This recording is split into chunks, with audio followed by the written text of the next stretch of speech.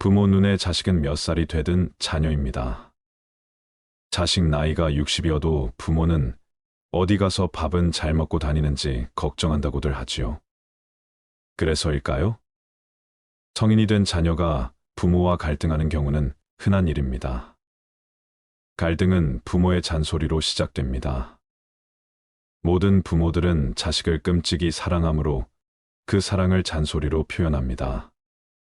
부모는 자식에게 너무 많은 잔소리를 하고 너무 많은 것을 원합니다. 자식은 그 부모의 소망의 반이라도 따라가면 좋습니다. 자식은 부모가 너무 많은 것을 원한다면 부모에게 직접 말을 하는 게 좋습니다. 저는 부모님이 원하시는 일이 힘들고 어려워요. 이렇게 말을 하거나 다르게 말을 해도 좋습니다. 부모는 잔소리를 줄이는 것부터 자식은 부모가 원하는 것의 반이라도 이루면 됩니다. 가장 좋은 방법은 서로의 의견을 모두 존중하고 듣고 괜찮은지 확인하고 그것을 받아들이는 것입니다. 그런데 대부분의 가정들이 그것을 이루지 못하고 있습니다. 이제부터라도 부모는 사랑을 다른 방법으로 표현하려고 노력을 해야 합니다. 오늘은 부모 자식 간의 거리 유지에 관해 이야기해 보려고 합니다. 자식과의 건강한 관계를 위한 5가지를 말씀드리겠습니다. 첫 번째, 인정하기. 인정하기는 상대의 존재를 인정하는 것입니다. 상대가 하는 성의나 노력을 인정해 주는 것이죠. 가족을 너무 편하게 생각하다 보면 인정하는 것이 참 야박할 때가 있습니다.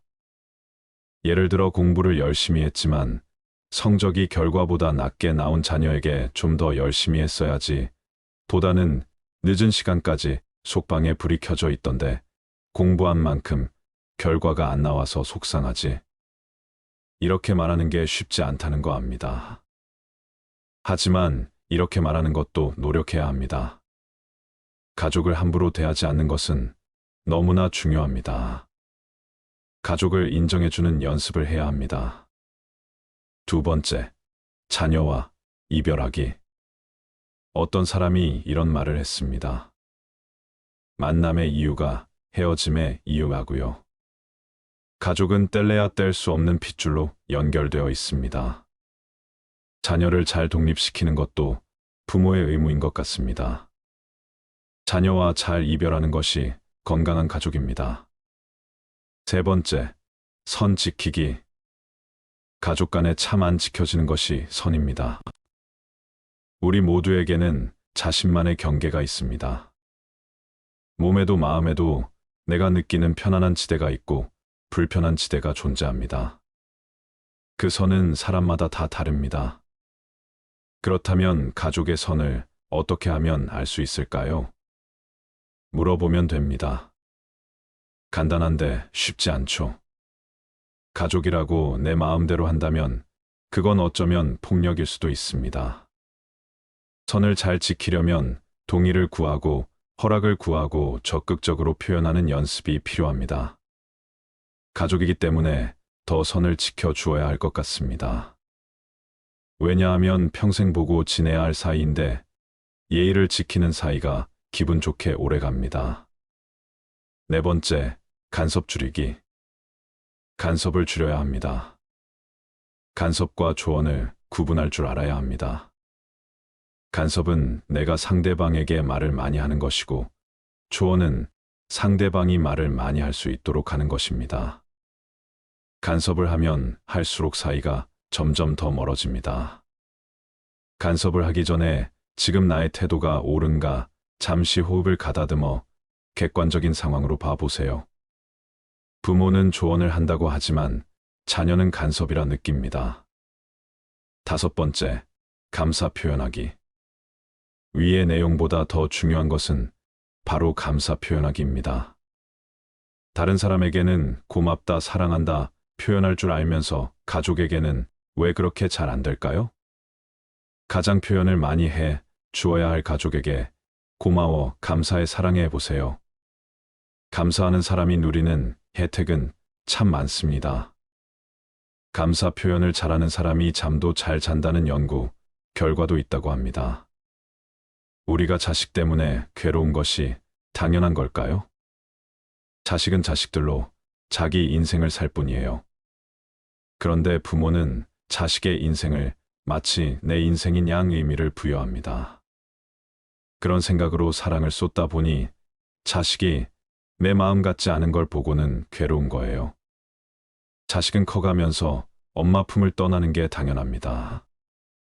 가까이 사는 가족을 자주 만나는 것은 좋지만 때로는 거리를 두는 것이 중요하다는 사실을 알고 계셨나요? 자주 만나면 갈등이 발생할 수 있습니다. 일상적인 소소한 일들에서 비롯된 갈등을 예방하고 서로 간의 관계를 보다 강화시키려는 적절한 거리를 유지하는 것이 중요합니다. 자주 만나지 않아도 서로에 대한 관심과 애정을 유지하며 만날 때 더욱 특별하게 대하게 될 것입니다. 자식을 남으로 생각하세요. 자식을 남처럼 대해야 더 오래 건강하게 갈 수 있습니다. 자식이 나 자신이라고 생각하면서 집착하고 간섭하면 오히려 사이가 나빠지게 됩니다. 자식을 남으로 생각하면 우리 가정의 문제가 순식간에 아무 일도 아니게 됩니다. 그냥 남이니까 서로 서운하게 할 수도 있고 서로 상처 줄 수도 있고 그러면 또 내가 아프다고 힘들다고 얘기하면 됩니다. 또한 거리를 두면서도 서로에 대한 사랑과 이해가 깊어질 수 있습니다. 각자의 삶을 존중하고 이해함으로써 더 튼튼하고 지속적인 관계를 유지할 수 있습니다. 서로에게 자유를 주고받으면서도 더욱 강한 유대감을 형성할 수 있을 것입니다. 이렇게 거리를 두면서도 가족과 친구 간의 관계를 풍요롭게 유지할 수 있습니다. 더불어 개인의 성장과 풍요로운 삶을 추구하면서 소중한 인연을 지속적으로 강화시킬 수 있을 것입니다. 거리를 두어야만 발견할 수 있는 새로운 아름다움들을 찾아보세요. 그리고 자식을 타인이라고 나와 완벽하게 분리되어 바라보아야 합니다. 내 마음과 같다고 생각하거나 내 감정을 알아주지 않는다고 서운해한다면 서로 피곤한 관계가 되어버립니다. 이는 자식이 나와 같다고 생각하기 때문에 생기는 문제입니다. 자식만 아니라 다른 사람과도 동일시하는 일이 일어날 수 있지만 가장 가까이 하고 시간을 많이 보내는 자식 간에 가장 두드러지게 갈등이 드러납니다. 이 세상 누구도 나와 같은 사람이 될 수 없고 가족도 물론 나와 가장 가깝다고 여겨지는 부모 자식에도 서로의 룰이 있고 선이 있음을 인정해야 합니다. 너무 가까워지고 밀접된 관계는 부담과 구속으로 느껴질 수 있고 서로를 안고 있는 고슴도치처럼 가시가 서로의 살에 박힐 수밖에 없습니다. 인간은 욕망의 존재이고 욕구를 해소하며 살아야 하는 존재입니다. 그런 인간은 서로를 착취하거나 이용하려 할 수도 있으며 내가 나를 철저하게 지키지 않으면 이용되기 쉬운 세상입니다. 그것은 가족 간에도 예외가 없으며 가족이라는 테두리 안에서도 나라는 테두리를 잘 지켜야 내가 건강한 정신으로 살아갈 수 있습니다. 잘못된 부모를 사랑하려 노력한 결과는 공황장애라는 유명한 김창욱 강사의 말이 있습니다. 사람은 누구나 알게 모르게 실수와 잘못을 하면서 살아가는 존재이고 그것을 다른 사람이 수용할 필요는 없습니다. 그 잘못된 감정을 뱉어내고 말을 해야 그 사람이 고칠 수 있고 나도 아프지 않고 건강하게 살 수 있습니다. 그게 가족이든 어떤 관계든 나 자신을 건강하게 지켜낼 수 있는 건강한 정신을 기르는 것이 현대 사회에서 무엇보다도 중요하다고 할 수 있습니다. 자식은 몸 밖에 있는 심장과 같다. 영화에 나온 명대사입니다. 자식은 그만큼 소중하지만 내 소유물로 여겨 함부로 해서는 안 됩니다. 그런데 많은 부모가 이런 실수를 한다고 안타까워합니다. 좋은 글 하나 소개해 드리겠습니다. 이 글을 들으면서 여러분들이 살아온 인생을 한번 돌아보시길 바랍니다. 이젠 나 스스로를 사랑해야 한다. 우리는 이 세상에 올 때 혼자였다. 갈 때도 동반자가 있을 리가 없다. 사람으로 사는 것은 필경 외로운 일일 것이다. 고독을 즐기다가 새로운 인생을 만난 사람도 있고, 오랜 동행의 종지부를 찍은 사람도 있다. 내 삶의 가치는 결코 타인에 의해 타인이 만들어 놓은 상황에 의해 매겨지는 것이 아니다. 내가 나를 어떻게 바라보느냐, 내가 내 삶을 살아가느냐에 따라 달라질 것이다. 우리는 다른 이들과 함께 있을 때 맡겨진 대역을 충실하게 연기한다. 늘 정해진 각본대로 따라하는 훈련이 자신의 진정한 모습을 잃어버리게 만든다. 당연히 스스로를 솔직하게 대면하지 못하는 사람이 생기기도 하고, 자기 자신을 평가하고 투자하는데 철저히 인색한 사람도 있다. 혼자인 사람은 가장 자유로운 사람이다. 그러나 사람들은 자신의 배역에 익숙해져 있는 터라 이런 자유를 마주하게 되면 오히려 충격에 빠진다. 그래서 상당수의 사람들이 혼자라는 사실을 참을 수 없어 한다. 혼자는 곧 외로우며 공허하다고 단정짓고 착각 속에 빠진다. 하지만 사람은 모두 자신의 길을 당당히 걸어가야 한다. 이젠 자식도 배우자도 일상의 삶에서 잠시 내려놓고 그들만큼이나 사랑한 열정을 오래 갖고 지냈던 나 자신과의 사랑을 위해 사용해 보기로 하자. 이젠 나 스스로를 사랑해야 한다. 내가 나를 사랑해 주지 않으면 누가 날 나만큼 사랑해 줄까?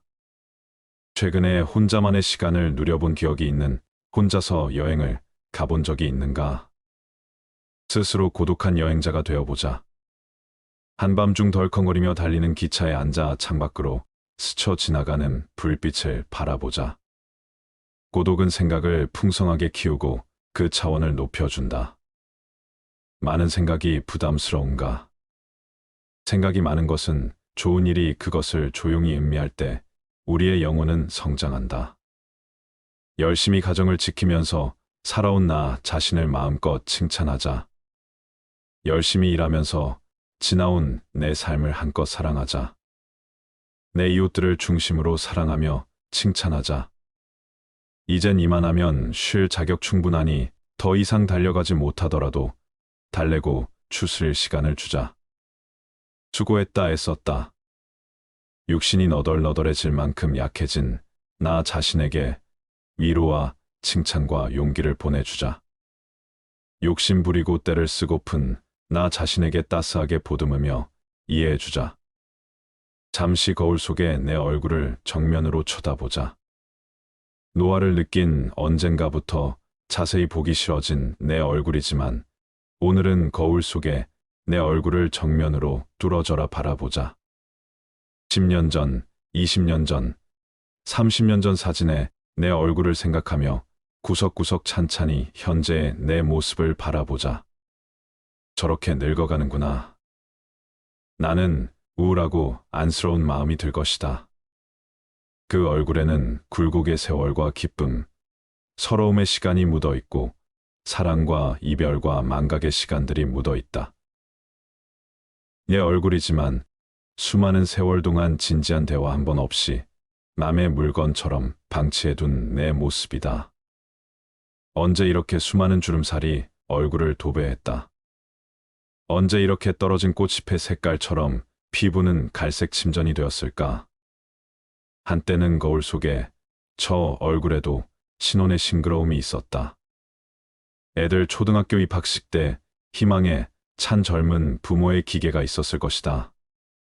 경제적 궁핍함에 힘든 세월 속에서도 꿋꿋이 웃음을 잃지 않던 얼굴이었고 애들의 교육 문제로 극성스런 부모의 얼굴이었다.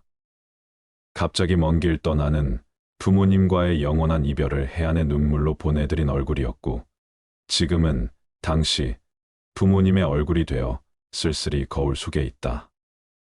낯설게 변해버린 굳은 무표정의 얼굴에게 이젠 진정으로 좋은 표정을 선물해주자. 지난 세월 근심과 걱정 속에서 찌들어 내 얼굴에게 앞으로는 웃음과 희망을 전해주고 더 이상 주름살은 남겨주지 않도록 노력하자. 열심히 살아온 내 얼굴에게 그동안 너무 고마웠다고 말해주자. 수십 년을 동고동락해준 내 얼굴에게 지구상에 오직 하나뿐인 내 얼굴에게 남은 시간은 우리들만을 위해 바치겠노라고 약속하자. 생각은 말이 되고 말은 행동이 되며 행동은 습관이 되고 습관은 삶의 변화를 준다. 어떤 생각을 하느냐에 따라 인생이 달라진다. 내가 나를 사랑하지 않으면 남들 또한 나를 사랑해 주지 않을 것이다. 첫 번째, 내가 제일 좋아했던 취미 생활을 시작하자. 두 번째, 내가 진짜 가보고 싶은 여행지로 훌쩍 떠나자. 세 번째, 신발은 지금까지 신었던 가격보다 좀 비싼 걸로 투자하자. 네 번째, 마음을 터놓을 수 있는 친구에게 당장 전화해보자. 다섯 번째, 아직 용서해주지 않았던 사람이 있다면 가슴을 열고 용서해주자. 그러면 내가 편해진다. 여섯 번째, 거리가 멀더라도 맛집으로 이름난 식당을 찾아 나 자신에게 음식 선물을 해주자. 일곱 번째, 매일 아침 눈을 뜨는 순간 나는 사랑받기 위해 태어난 사람이고 지금 이 순간이 가장 행복한 사람이라고 외치자. 이 글을 읽은 모든 사람이 과거에 어떻게 살았던 지금 당장부터 행복했으면 한다. 거울 속의 나를 이젠 진정 사랑하는 대상으로 친하게 지내며 먼 훗날 영원한 안식 여행을 떠날 때 너와 나 우리는 행복한 삶을 살았다고 말할 수 있었으면 얼마나 좋을까? 내가 먼저 내 얼굴을 사랑해라고 말하고 바로 행동을 했으면 합니다. 나를 없인 여기지 말고 위대하고 또 위대한 소중하고 귀한 사람이 당신임을 잊지 말고 살았으면 나는 지구상 하나뿐인 내 얼굴을 사랑합니다. 왜냐하면 한평생 희노애락을 같이 경험하며 살아온 얼굴이니까요. 이제는 늦기 전에 인생을 즐겨라. 아주 오래 살 것처럼 행동하면 어리석다. 걷지도 못할 때까지 기다리다가 인생을 후회하지 말고 몸이 허락하는 한 가보고 싶은 곳을 여행하라. 혹시 병들더라도 겁먹거나 걱정하지 마라. 태어나서 늙고 병들고 죽는 것은 누구에게나 오는 것 아닌가. 몸은 의사에게 맡기고 목숨은 하늘에 맡기고 마음은 스스로 책임져야 한다. 자식들이나 손자에 관한 일은 눈으로 보고 귀로 듣기만 하고 입은 꼭 닫으라. 부모는 사랑을 다른 방법으로 표현하고 자신이 이룰 수 있는 최대한 많은 것을 하는 게 좋다. 자식도 부모와 같이 자신이 이룰 수 있는 최대한 많은 것을 이루는 것이 좋다. 그것 말고도 서로의 의견을 존중하고 듣기만 해도 갈등이 사라진다. 이것은 인내성이 있어야 하므로 부모가 처음부터 그것을 가르치면 자식과 부모 모두 서로의 의견을 무시하지 않고 존중받으며 받아들이기도 한다. 부모와 자식들이 싸우지 않으려면 서로를 존중하고 배려하면 서로의 말에 귀를 기울여야 한다. 그렇게 된다면 갈등은 조금씩 사라지고 평화가 남을 것이다. 가족의 평화를 지키려면 서로의 작은 목표를 세워 조금씩 실천해 나가면 된다. 예를 들면 부모는 자식을 위해 필요할 때만 잔소리를 하고 자식은 부모를 위해 내가 열심히 할 수 있는 것을 하는 것이다. 부모가 자식들에게 필요한 잔소리만 하라는 것은 자식이 다치거나 어려울 것을 대비해서 말하라는 것이다. 그러면 자식들이 그것을 알고 서로를 믿고 신뢰해야 그것이 가능하다. 그것이 어렵다면 이 모든 것이 모두 무너지고 서로의 신뢰가 떨어지고 잔소리를 하면 자식이 그 잔소리를 자신을 괴롭히기 위해 한다는 것으로 생각하므로 꼭 신뢰를 먼저 쌓고 친분을 쌓은 다음에 필요한 잔소리만 하는 것이 좋다. 부모만 하는 것이 아니다. 자식도 자신이 할 수 있는 모든 것을 해야 한다. 일단 작은 목표를 세워 부모를 위해 부모를 기쁘게 하기 위해 공부를 열심히 하거나 아니면 부모가 원하는 것을 해주거나 부모가 원하는 사람이 되는 것이 먼저 하는 것이 된다. 하지만 부모가 원하는 사람이 싫다면 부모님을 기쁘게 하거나 즐겁게 하는 것만으로도 괜찮다. 자식과 부모 모두 잘못이 있다. 모든 자식과 부모는 서로를 존중하고 의견을 잘 듣는 것이 가장 작은 목표로 되며 그것을 이루게 된다면 자신이 이루는 것을 이루면 된다. 믿음을 가지고 어떤 상황이든 내 자신을 사랑하자. 어떤 일이든지 분명한 이유가 있어 일어나기 마련이며 사람들도 내 인생에서 오고 간다는 점을 인지하자.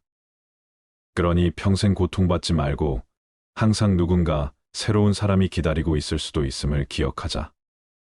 누군가를 놓아주는 과정은 꼭 그들이 나를 떠나게 하는 방법으로 일어나지는 않는다.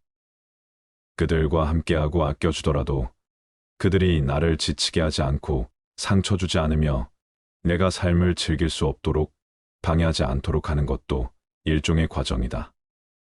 이전 기억을 떠올리는 것은 항상 마음을 아프게 한다. 오래된 기억들을 지워야 하는 시기들이 있으니 사진들은 멀리 치워두고 새로운 가능성을 열어보자. 사랑하는 사람을 잃었다면 충분히 애도의 기간을 갖고 새로운 길을 걸어보자. 새로운 친구들을 만들어보고 재미있는 새로운 것들에도 도전해보자. 새로운 삶을 혼자 시작하는 것이 처음에는 어렵겠지만 곧 기쁨과 충만함으로 가득할 수 있다. 애도에 정해진 기간이 없음을 기억하자. 배우자가 사망하고 4개월 이후에 새로운 누군가와 저녁 식사를 하고 싶다고 하여도 죄책감을 느끼지 말자. 모두가 새로운 삶을 시작하는 그들만의 방식과 시간의 틀을 가지고 있다. 사랑하는 사람을 위해서 계속 즐거운 삶을 살아가도록 하고 새 삶을 어떤 식으로 그리고 언제 시작할지는 나에게 달려있으니 내 방식대로 실천해보자. 내 자신을 다시 돌아보자. 힘든 시기 이전에 독립적이었던 나 자신의 모습이 있었을 것이다. 지금도 그 모습이 어딘가에 있으니 활발했던 나의 모습을 재발견해보자. 과거의 사람들이나 물건들과 제외해본다.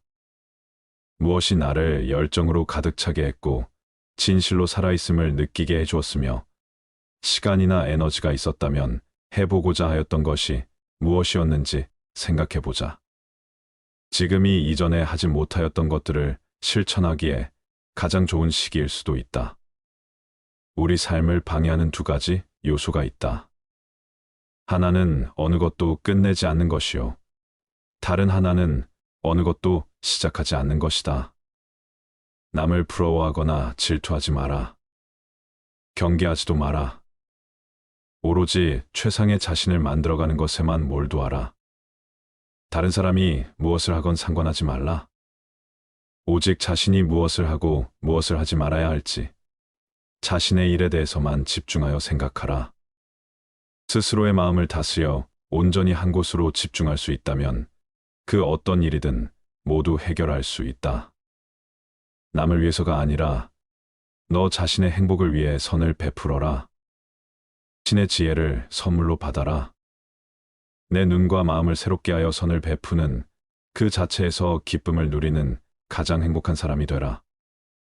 모든 것은 마음가짐에 따라 이루어진다.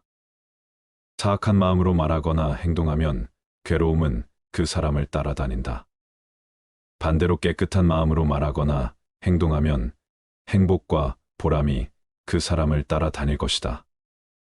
부처님 말씀을 토대로 노년의 행복을 위하여 몸과 마음의 건강을 지키는 방법 6가지를 말씀드리겠습니다. 첫 번째, 노후에는 적게 먹어라. 음식이 아무리 맛이 있더라도 제 양을 초과하여 먹어서는 안 된다. 오직 기력을 도와 몸을 이롭게 하는 데에서 그칠 줄 알아야 한다. 수행자는 음식을 탐닉해서는 안 된다. 사람은 누구나 자신에게 부여된 음식의 양과 수명이 있다. 그러므로 자기의 몫이 아닌 음식과 수명을 탐내서는 안 된다. 탐한다 해서 자기의 몫이 아닌 것이 더 오지는 않는다. 음식을 탐하면 수명이 짧아진다. 자기 식복이 정해져 있기 때문이다. 음식에 대한 탐심을 많이 내어 이번 생 자신의 식복을 넘어서면 현생에 더 먹을 복이 없어지기 때문에 수명이 다할 수밖에 없는 것이다. 과식을 하면 복력 또한 소멸한다. 과식을 하는데도 오래 산다면 그 사람은 삶이 불행해지기 쉽다. 식복이 없는데 많이 먹으니 다른 폭력들이 식복을 대체하여 폭력이 줄어들다 보니 불행해진다는 것이다. 음식물 섭취를 줄이면 삶의 진행 과정을 늦출 수 있고, 금욕으로 신체의 번식 전략을 생존 전략으로 전환시키면 장수할 수 있다는 것이다. 음식물 섭취를 줄이면 2배에서 4배까지 수명이 증가한다고 한다. 이후야 어찌되었든 과식은 수행자에게 여러모로 도움이 되지 않는다. 과식은 정신을 혼란하게 만들며 온갖 욕구와 번뇌를 불러일으키고 고요한 선정에 이르지 못하게 한다. 소식을 하면 몸도 마음도 경쾌하고 가벼워 쉽게 선정과 지혜를 얻을 수 있다. 2번째, 술을 멀리하라. 술을 많이 마시면 몸과 마음이 가난해진다. 그러면서도 재물을 가벼이 여기고 사치를 좋아하여 집안을 망쳐 온갖 화를 부르게 된다. 또한 남들과 노름을 즐기고 다른 여색을 엿보게 된다. 술은 온갖 환난의 근본이요, 재앙의 근원이다. 술은 독 중의 독이요, 병 중에서도 고질병이다. 술은 날카로운 도끼 같아 착한 마음을 손상시키고 괴로움을 부른다. 술을 좋아하는 자는 부끄러움도 몰라 남의 경멸을 받게 된다. 그러므 술을 마실 때는 언제나 절제하는 마음을 가져야 한다. 술은 지혜의 종자를 끊고 어리석음의 결과를 불러온다고 한다. 사람의 정신을 휩쓸고 가는 것은 술만한 것이 없다. 술이야말로 재앙의 근원이고 환난의 근본이다. 과도한 술은 착한 마음을 손상시키고 괴로움을 부르며 경멸을 받게 된다. 술을 마실 때는 언제나 절제하는 마음을 가져야 한다. 사실 술 그 자체는 선도 악도 아니고 좋고 나쁠 것도 없다. 술이라는 것 자체에 어떤 좋거나 나쁜 변하지 않는 성품이 있는 것이 아니다. 그러니 술을 먹는 행위 그 자체를 가지고 좋거나 나쁘다고 단정 지을 수는 없는 것이다. 문제는 술에 있지 않고 사람에 있다. 잘못이 있다면 술 자체가 잘못이 아니라 그 술을 먹는 사람에게 있는 것이다. 술을 먹고 정신을 잃어버리거나 취한 정신으로 온갖 악행을 한다면 그것은 술이라는 경계에 휘둘리는 것이다. 술이라는 것도 하나의 경계에 불과하다. 경계의 그 자체는 언제나 좋고 나쁜 것이 아니다. 다만 경계를 받아들이는 사람에게 허물이 있을 뿐 술이라는 경계에 휘둘리지 않고 내 스스로 술이라는 대상의 마음을 빼앗기지 않으며 스스로 절제하고 다스릴 줄 아는 사람에게 술은 나쁜 것이라고 할 수 없다. 한두 잔의 술로서 인간관계를 가꾸어가며 술이라는 도구로서 삶의 윤활유로 삼을 수도 있지만 자칫 잘못하면 술이 인간을 망치는 도구가 될 수도 있는 것이다. 내 중심을 잡고 내 안의 주인공이 나를 이끌고 가야지 술이라는 경계가 나를 이끌고 가게 해서는 안 된다. 술이라는 경계에 휘둘리지 말라. 절제하며 게으르지 마라. 생활의 즐거움만을 쫓아 구하고 모든 감관을 보호하지 않으며 마음의 정도가 없고 겁이 많으면 악마는 마침내 그을 뒤엎는다.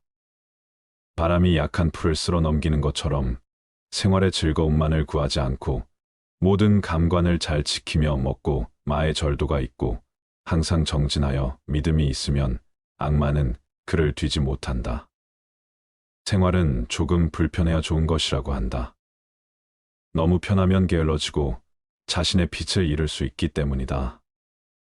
눈, 귀, 코, 혀, 몸을 가만히 내버려 두고 보호하지 않으면 이내 그 육신의 감각은 좋은 것만을 가리게 되고 욕망에 뒤덮인다. 그러면 나아가 먹고 마시는 일에 절제가 없어지고 몸은 게을러져 어떤 일도 스스로 해 나갈 수 없게 되며 나약해지고 겁이 많아지게 마련이다. 그랬을 때 그 나약한 마음의 틈을 타고 악한 생각이 들어오고 온갖 마장이 들끓게 된다. 모름지기 사람은 생활의 즐거움만을 구하지 않아 불편한 가운데 스스로 이겨낼 수 있는 힘과 지혜를 길러야 한다. 또한 먹고 마시는 일에 절제가 있으며 항상 끊임없이 노력하고 정진하여 마음의 틈을 만들지 말아야 한다. 악마는 그런 수행자를 뒤덮지 못한다. 세 번째, 마치 바람 앞에 우뚝 선 큰 산처럼 죽을 때 가지고 갈 수 있는 것을 위해 살아라. 아무리 건강한 몸이라도 질병에 시달리게 마련이며 젊음도 늙음으로 돌아가고 어떠한 목숨이라도 죽음 앞에 무너지게 마련이니 영원한 것은 자비로운 마음으로 정법을 닦는 것이다. 그러면 임종에 이르러 후회하지 않게 될 것이고 임종에 이르러 후회하지 않으면 집착이 없어 좋은 곳에 날 것이다. 생이 있는 모든 것은 반드시 사가 있게 마련이다. 삶이 경이롭고 죽음 또한 경이롭고 신비롭다. 살아있음이 아름답듯 죽음 또한 아름다움의 시작이다. 죽음이 비참하고 괴롭고 어둡고 무서운 것이라는 생각이야말로 인간이 만들어낸 가장 큰 착각이다. 죽음은 또 다른 신비로운 세상으로의 여행이다.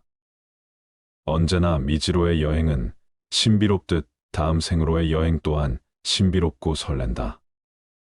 물론 이번 생을 온갖 악행과 폭력과 화와 번뇌로 물들이며 악업을 쌓아온 사람에게 죽음은 괴로운 세상으로의 여행이 되겠지만 선행과 자비와 사랑과 나눔과 깨어있음의 수행으로 한 생을 살아온 사람들에게 죽음은 설레고 행복한 새로운 탄생을 의미한다. 누구나 태어나면 죽고 건강하던 몸이 허약해지면 부귀영화도 사라지고 젊음도 늙음으로 돌아간다. 그러나 육신이 죽더라도 업력과 폭력과 수행력은 다음 생에 또 다른 새로운 나를 형성시켜 갈 것이다. 선업을 짓고 자비로서 복을 짓고 깨어있음에 수행을 행한 이는 임종에 이르러 후회하지 않을 것이고 후회가 없고 집착이 없는 이는 반드시 좋은 곳에 날 것이다. 죽음을 준비하는 것은 곧 삶을 어떻게 살아갈 것인가를 준비하는 것이다. 웰다잉이 곧 웰빙의 바탕이다. 지금 이 순간 임종이 닥친다면 후회가 없을 것인가? 업과 복과 수행 앞에서 부끄럽지 않을 수 있겠는가? 죽고 나서 가지고 갈 수 없는 것들에 목숨을 거는 어리석은 삶을 그만두라. 죽고 나서 가지고 갈 수 있는 것들이야말로 참되다. 죽음에 이르렀을 때에도 생사의 분별에 집착하지 않으면 평생을 쌓아온 업장이라 소멸할 수 있다. 일생을 수행했을 임종에 이르러 생사에 집착하면 그 수행은 물거품이 되고 오히려 마귀의 포로가 되고 만다. 지금이라도 본래 마음을 깨달으면 다시 번뇌에 물들지 않는다. 하루 중에도 잠자리에 들기 직전이 중요하다.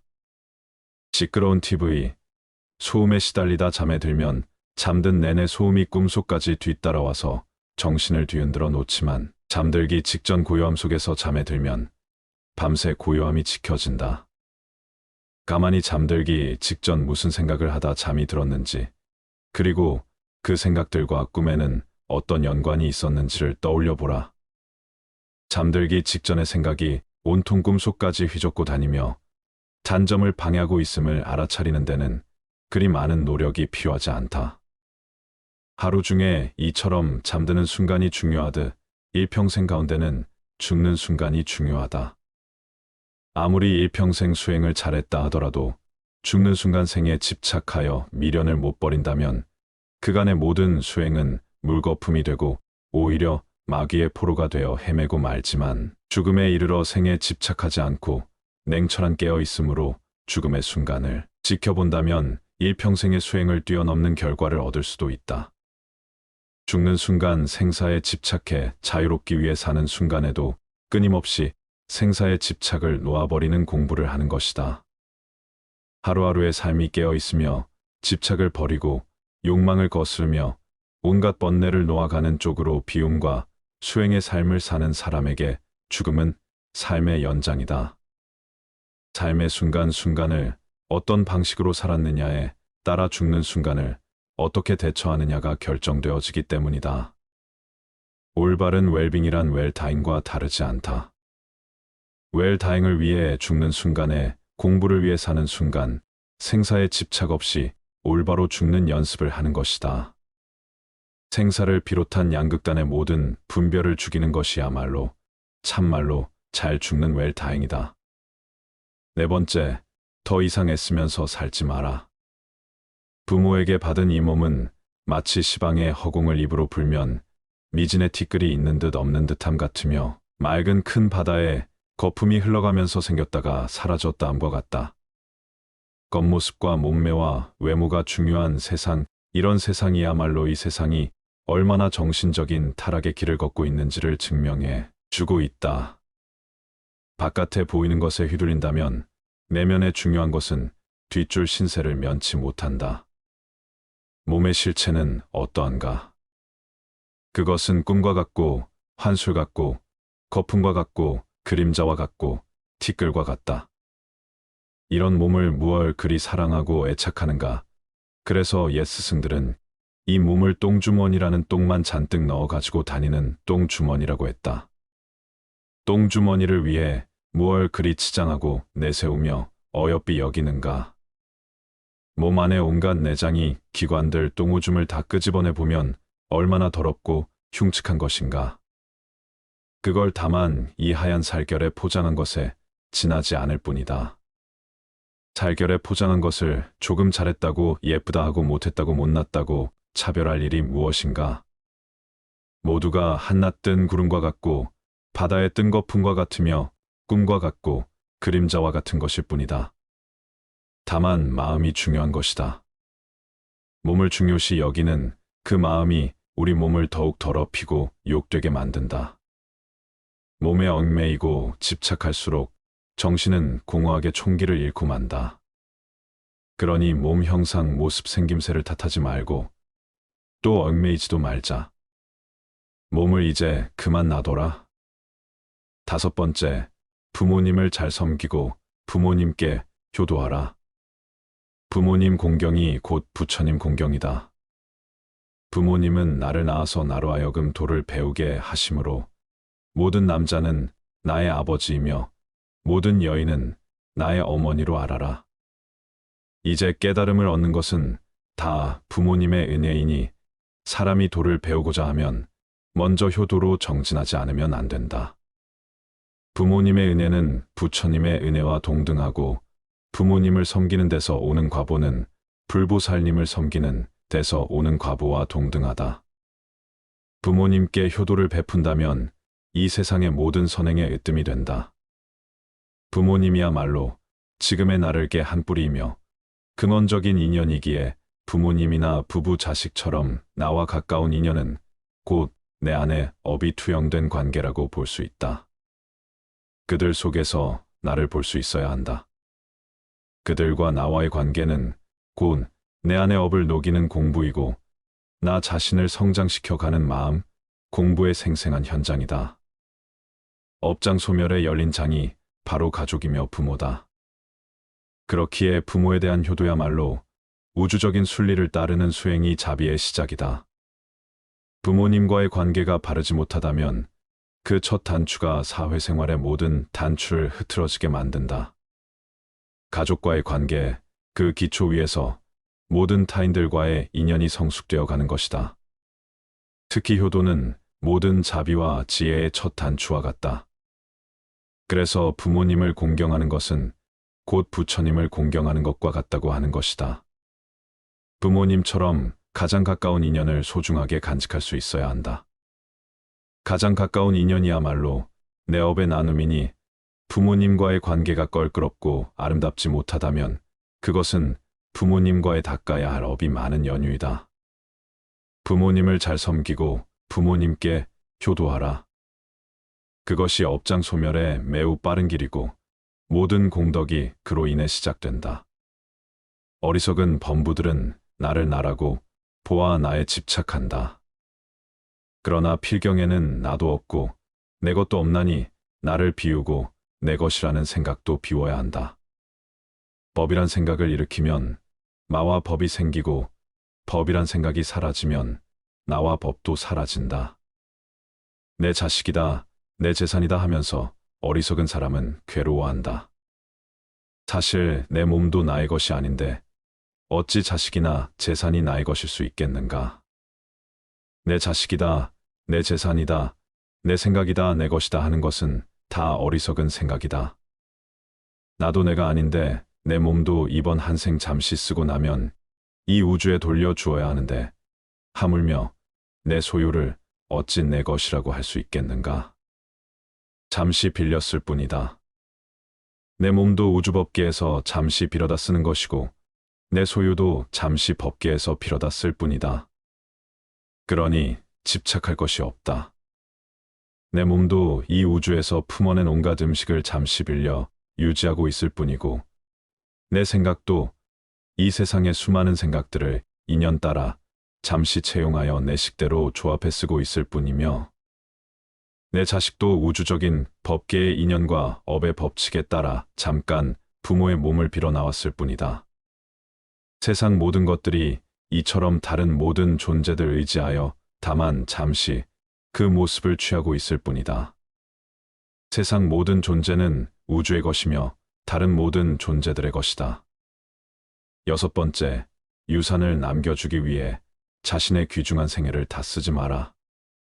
내가 곧 이 우주이며 또한 나는 이 우주의 모든 존재들과 긴밀하게 연결되어 있다.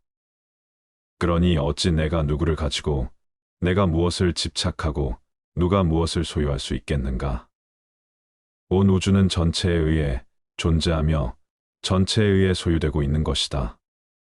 그런 신성한 우주적인 것에 내 것이라는 울타리를 치면서부터 우리는 우주로부터 진리로부터 외면받고 있다. 내 것이란 울타리를 걷어내면 모든 것이 그대로 있을 곳에 있고 제자리를 찾는다. 내 것을 만들면 세계가 나뉘어 시끄럽지만 내 것을 걷어내면 세계도 나도 나뉘지 않아 고요하다. 유산을 남겨주기 위해 자신의 귀중한 생애를 다 쓰지 마라. 많은 사람들이 재물을 얻는데 더 많은 힘을 기울인다. 우리들 이웃을 보면 저마다 돈벌이에 바빠서 개미처럼 동으로 뛰고 서로 뛰고 급하게 서두르고 악착 같다. 돈 아니면 거들 떠보지 않는 상태로 자신을 방치해 버리기도 한다. 사람들은 돈을 벌면 대부분 쌓아두거나 모은 돈을 통해서 더 큰 돈을 벌 생각을 한다. 그리고 그렇게 힘들게 번 돈조차 기꺼이 써버리고 만다. 다행히 어떤 사람이 생애를 무사히 마칠 때까지 별탈 없이 돈을 엄청나게 벌었다 치자 그동안 그가 땀을 쓴 보람으로 남은 것은 단지 황금 덩어리일 뿐 이제 귀중한 세월은 다 써버리고 말았다. 남은 그 황금 덩어리를 남에게 물려줄 일만 남은 것이다. 그런 생애가 혹시 남 보기에는 호화롭고 멋지게 보일지 모르지만 그는 사실상 인생을 잃기 위해 돈을 벌었으며 남에게 빼앗기기 위해 돈을 번 것이나 마찬가지다. 돈을 벌어서 써보지도 못하고 유산으로 남겨주기 위해 귀중한 인생을 낭비했다. 그는 참으로 허망한 일을 했으며 잊힌 생애를 살았다고 말할 수밖에 없다. 평생을 의식주의 호화호식 위에 악전고투를 하며 사는 것처럼 어리석은 일은 없다.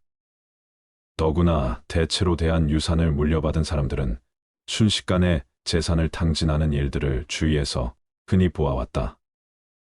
그렇다면 그는 자신의 인생도 돈을 위해 망치고 유산을 물려준 자녀까지 망치는 일을 자행해온 셈이 된다.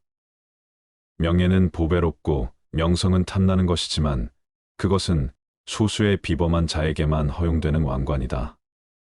그리고 그것은 돈으로도 살 수 없는 값진 것이다.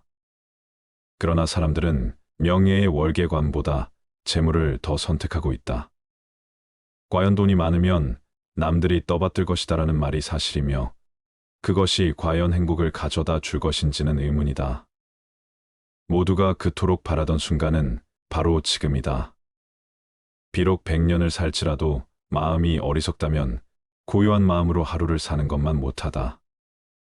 비록 100년을 산다고 하더라도 마음이 어리석고 탐욕스럽고 성냄을 일으킨다면 차라리 고요하게 그 마음을 비추며 한순간을 보내는 것보다 못하다.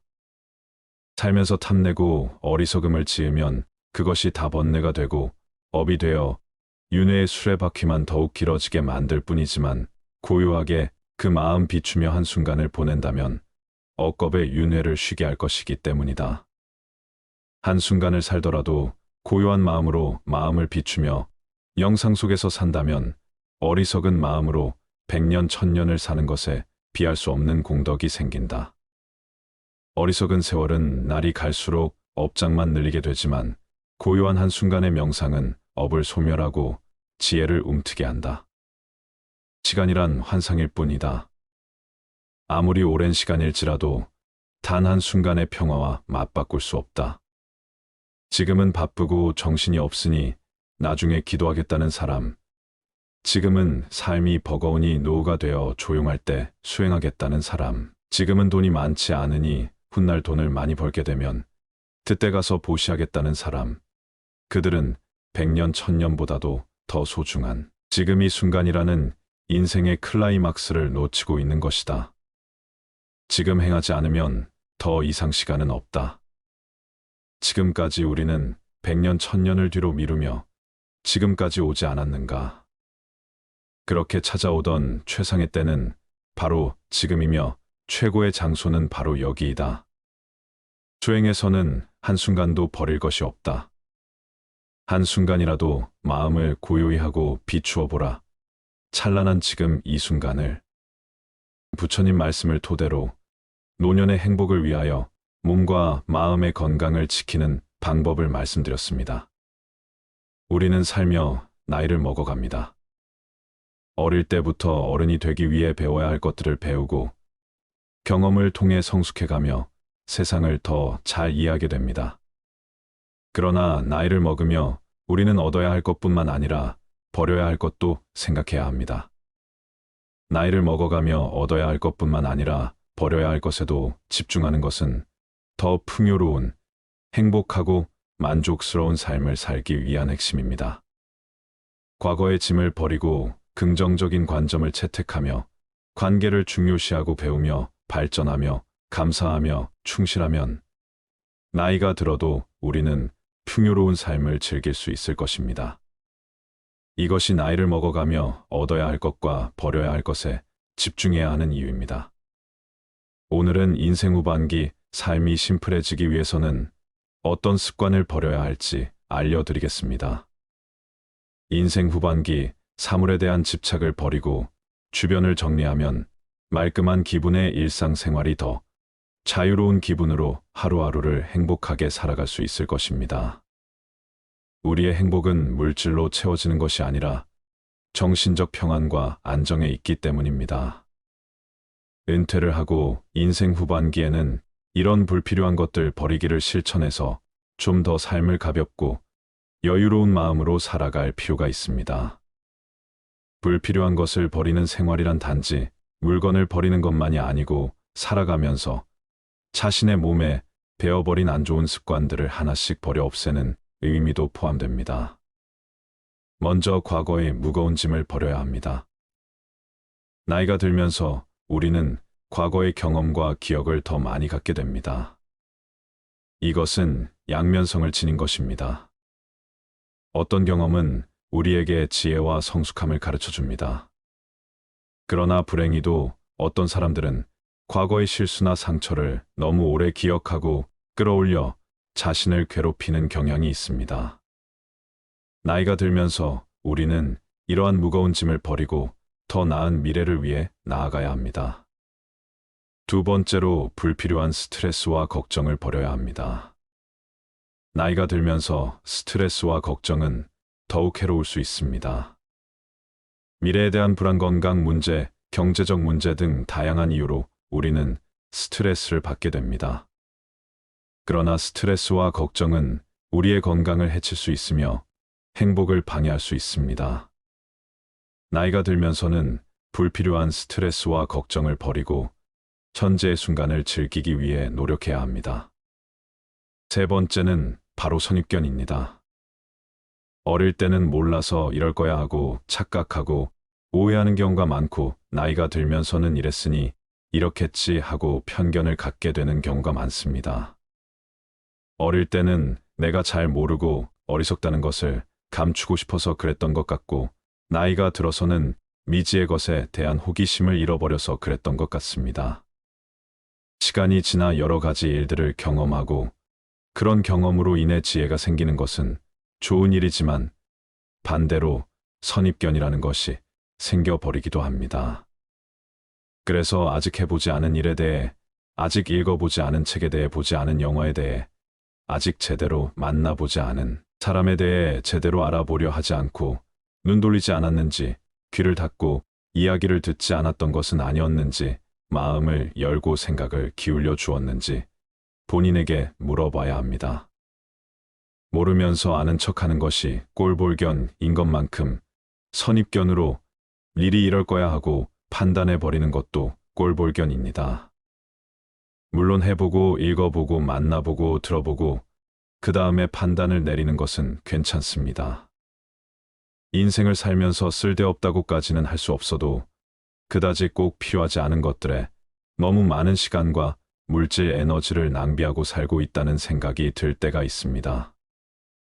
우선 큰 집과 자동차 집안을 꽉 채우고 있는 수많은 가구나 옷, 기타 각종 물건들과, 그리고 온갖 사람들과의 관계 때문에 생기는 행사나 만남들, 이로 인한 형식적 체면 치레 때문에 많은 시간과 돈을 쓰게 됩니다.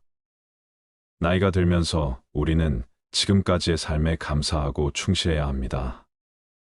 우리의 경험과 노력에 대한 감사의 마음을 가지고 더 나은 미래를 향해 나아가야 합니다. 또한 가족과 친구들에 대한 감사의 마음을 표현하고 나누는 것도 중요합니다. 나이를 먹어가며 얻어야 할 것뿐만 아니라 버려야 할 것에도 집중하는 것은 더 풍요로운 행복하고 만족스러운 삶을 살기 위한 핵심입니다. 긍정적인 관점을 채택하며 관계를 중요시하고 배우며 발전하며 감사하며 충실하면 나이가 들어도 우리는 풍요로운 삶을 즐길 수 있을 것입니다. 이것이 나이를 먹어가며 얻어야 할 것과 버려야 할 것에 집중해야 하는 이유입니다. 나이가 들면 들수록 물건의 사용 여부와 상관없이 버리지 못하고 모아두는 습관이 생깁니다. 여러 원인이 있지만 인지기능 저하가 주요 원인으로 꼽힙니다. 사람은 나이가 들면 서서히 인지 기능이 떨어지는데 실제 저장 강박증이 있는 자도 젊은 층보다는 노인에게서 많다고 합니다. 오래된 신문 잡지책 옷을 버리지 못하는 것에서부터 심하면 실내가 쓰레기로 가득 찬 상태로 내버려 두기도 합니다. 인구 중 2에서 5% 나타날 정도로 흔한데 환자는 젊은 층보다 노인에게서 2배 정도 많다는 연구 결과가 있습니다. 하지만 이러한 물건들은 생활 속에서 무심코 사용하다가 건강에 악영향을 주는 것들이 있습니다. 알고 보면 건강에 무척 해로워 당장 버려야 하는 것들이 있습니다. 오늘은 안 아프고 건강하려면 65세 전까지 즉시 버려야 할 물건 5가지에 대해 알려드리겠습니다. 첫 번째, 오래된 약과 영양제.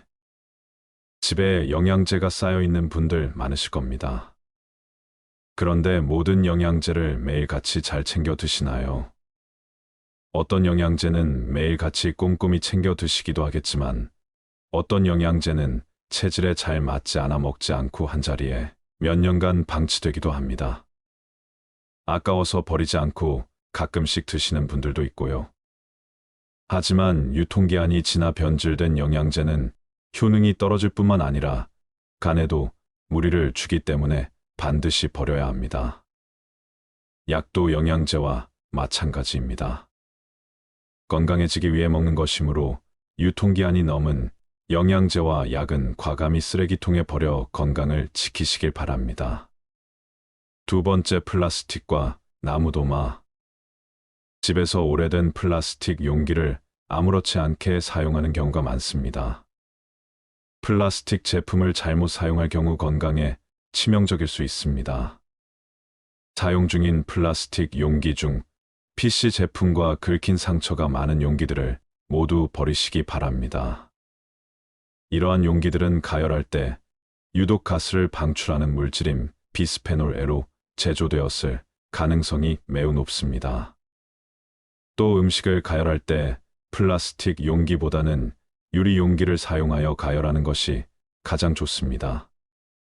그리고 매일 우리는 집에서 도마를 사용해 음식을 만들어 먹습니다. 칼질 많이 한 플라스틱과 나무로 된 도마에 당연히 시간이 지날수록 흠집이 많아집니다. 수많은 틈 사이에는 박테리아나 곰팡이가 서식하기에 좋아 사용 후에는 반드시 도마를 깨끗이 닦아 통풍이 잘 되는 곳에 잘 말려줘야 합니다. 음식은 우리의 입을 통해 몸 안으로 들어가므로 위생적인 조리도구를 이용하는 것이 무엇보다 중요합니다. 세균과 곰팡이는 면역력을 떨어뜨리고 염증을 일으키기에 반드시 도마를 깨끗하게 유지하고 자주 바꿔 주도록 하세요. 요즘은 스테인리스 도마도 있다고 하니 균이 번식하기 어려운 도마를 사용해 보는 것도 좋을 것 같습니다. 세 번째, 낡고 다른 운동화. 운동화를 한번 사면 몇 년을 계속 신게 되는데 오래된 운동화는 굽이 달라 충격 흡수율이 매우 낮습니다. 또한 신발은 걸음걸이에 따라 뒷부분이 많이 마모되게 합니다. 그런데 마모가 된 신발을 계속 신는다면 어떻게 될까요?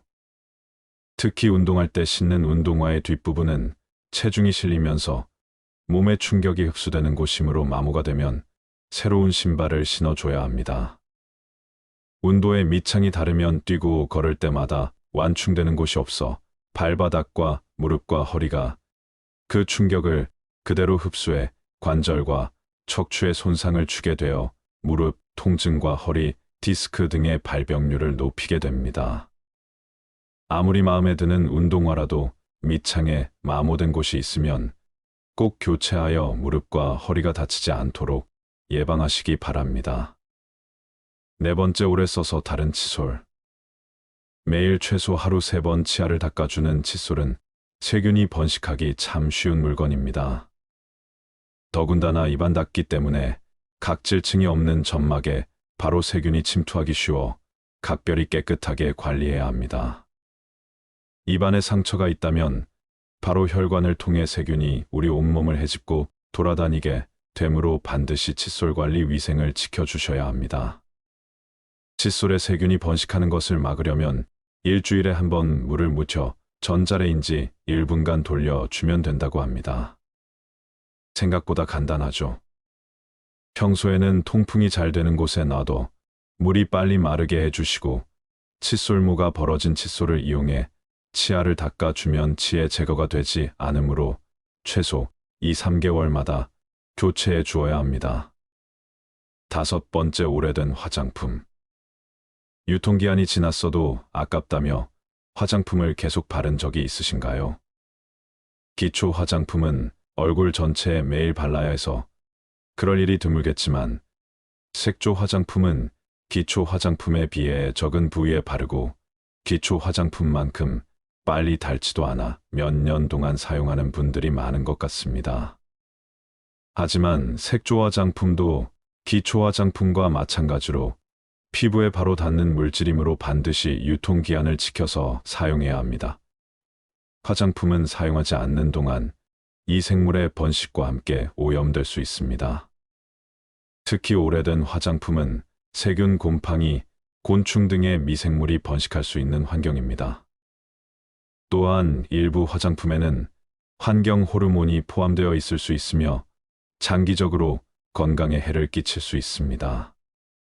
특히 립스틱과 마스카라는 입과 눈의 점막에 바로 흡수될 수 있어 세균이 침투하기 쉬워 반드시 유통기한을 지켜야 한다고 합니다. 립스틱과 마스카라는 개봉 후 6개월까지 유통기한이라고 하니 참고하세요. 사용하지 않는 화장품은 즉시 버리는 것이 좋고 사용 중인 화장품은 꼭 유통기한을 체크하여 적절한 시기에 교체하세요. 우리의 건강은 우리가 책임져야 할 소중한 자산이므로 건강한 삶을 위해 행동에 옮겨 보시기 바랍니다. 지금까지 실제로 열심히 사고 모아두었지만 살다 보면 많은 것들이 그다지 쓸모가 없는 것들이라는 것을 알게 됩니다. 또한 많은 물건들로 둘러싸인 어수선한 공간에서는 정신도 쉽게 산만해지고 마음이 무거워져 생각도 정리가 되지 않습니다. 그러므로 물건에 대한 집착을 버리고 주변을 가볍게 정리할 필요가 있습니다.